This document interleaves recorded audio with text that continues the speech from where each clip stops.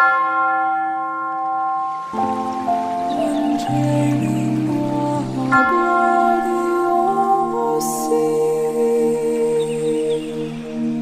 the sacrament of bringing us back together with God, and it serves every Catholic. The sacrament of reconciliation.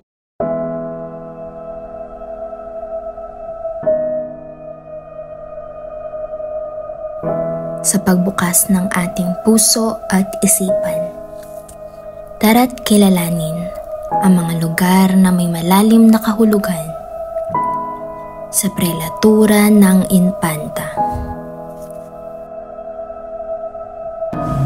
Mula sa mga bayan, buhay at kwento, matatagpuan natin ang pagpapahalaga sa pananampalataya at paglilingkod sa komunidad. Ang bawat kanto ng prelatura ng Infanta ay nagtataglay ng makulay na kasaysayan, mula sa mga sinaunang kabiyasan hanggang sa modernong panahon.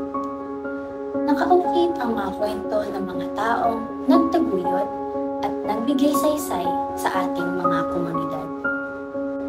Tara, at sama-sama nating tuhasin ang harian ng prelatura ng Infanta. Ang tahanan sa San Isidro Labrador Parish ay sa Dinalungan Aurora. Ang paring lingkod ay si Reverend Father Jose Francisco Talaban. Sa ilalim ng kanyang pagpapastol, ang komunidad ay bumubukas sa biyaya ng pananampalataya, nagiging saksi sa mga kaganapan ng buhay at nagbibigay inspirasyon sa pamamagitan ng paglilingkod. Sa Bianuan Aurora, buo ang pangarap at pananampalataya sa Nuestra Señora de la Salvación Parish. Dito ating makikilala si Reverend Father Benedict O. Santiago, ang lingkod ng Diyos na nagdadala ng liwanag at pag-asa sa mga puso ng mga mamamayan. Tampok ang St. Anthony de Padua Parish na pinamumunuan ni Reverend Father Ariel Duterte. Ito'y isang lugar kung saan ang pananampalataya ay nagiging lakas sa pang-araw-araw na pumumuhay at ang simbahan ay sentro ng kalinga at pagmamahal sa Diyos at kapwa. Itinaguyod ni Reverend Father Joshua Panganiban ang diwa ng paglilingkod at pagmamahal sa Diyos at kapwa. Isang puok na puno ng inspirasyon at pag-asa, at handang masilayan ang kahulugan ng pagiging manggagawa ng lingkod ng Panginoon. Ang San Vicente Ferrer Parish sa Maria Aurora ay nagtatangi sa pamumuno ni Reverend Father Froilan Rivera at siyang naglalaman ng mga kwento ng pananampalataya at pagsusumikap kasama si Reverend Father Demetrio Nohay. Nagkakaisa silang maglingkod para sa espiritual ng pag-unlad ng komunidad. Sa St. Therese of the Child Jesus Parish sa Dipakulaw, Aurora, ang paring lingkod na si Reverend Father Erlito Pablete ay gabay ng komunidad sa kanilang paglalakbay sa pananampalataya. Dito matutunghayan ang mga gawain at proyekto na nagbibigay liwanag sa mga puso ng mga tao. Sa bayan naman ng Baler, Aurora, narito ang San Luis Obispo Parish. Ang paring lingkod na si Reverend Father Israel Gabriel ay nagbibigay ng patnubay kasama ang katuwang na paring lingkod na si Reverend Father Anthony Los Bañez.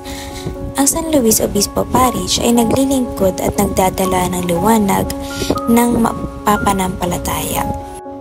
Sa bayan ng Quirino, naroroon ang Maria Ina ng Sambayanan ng mga Dukha. Ang paring lingkod na si Reverend Father Arnel Rofio ay nagbibigay ng espiritual na pamumuno sa parokya. Ang komunidad ng Quirino ay nagkakaisa sa pagtataguyod ng mga gawain na naglalayong mapabuti ang kalagayan ng bawat isa. Sa Dingalan, matatagpuan ang parokya ni San Patricio. Ang paring lingkod na si Reverend Father Emmanuel S. Leiran ay nagiging daan upang maipahayag ang mensahe ng pananampalataya at pagmamahal sa komunidad ng Dingalan. Sa San Luis Aurora, matatagpuan ang San Luis Rey Parish na pinamumunuan ng paring lingkod na si Reverend Father Floro Abinila, kasama ang katuwang na paring lingkod na si Reverend Father Mario Angelo Cortis. Ang San Luis Rey Parish ay naglaan ng espiritual na gabay at nagsusulong ng mga gawain para sa pag-unlad ng komunidad.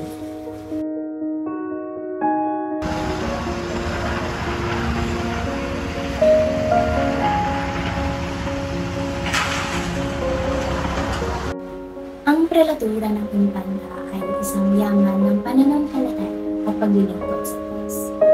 Ang paglalakbay na ito ay hindi lamang tungkol sa mga araw na nagdaan, kundi pati na rin sa mga pag-asa at pangarap na nakatatag sa ina.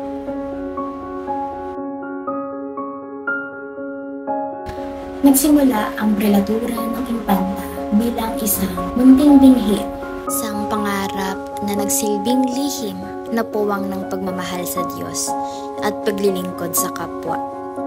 Sa bawat patak ng pawis, sa bawat dasal, at sa bawat pag-aalay, ito'y naging halamang tumubo at nagbigay buhay sa pangalan ng prelatura.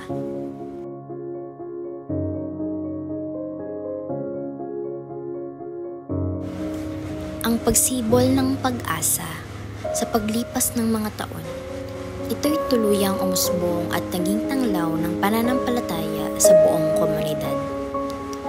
Ang bawat simbahan, bawat parokya, at bawat paring lingkod ay naging bahagi ng paglalakbay tungo sa mas malalim na ugnayan sa Diyos at sa isa't isa.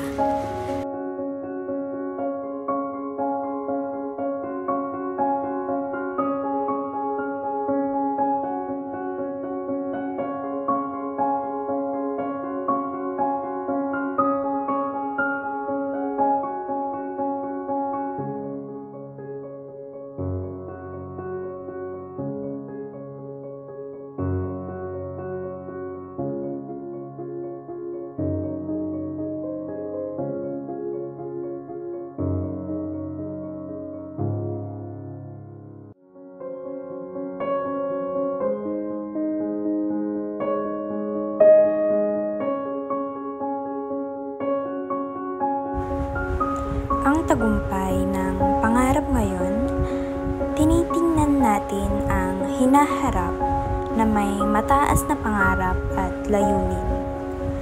Ang prelatura ng Impanta ay patuloy na magsisilbing ilaw sa mga darating pang panahon.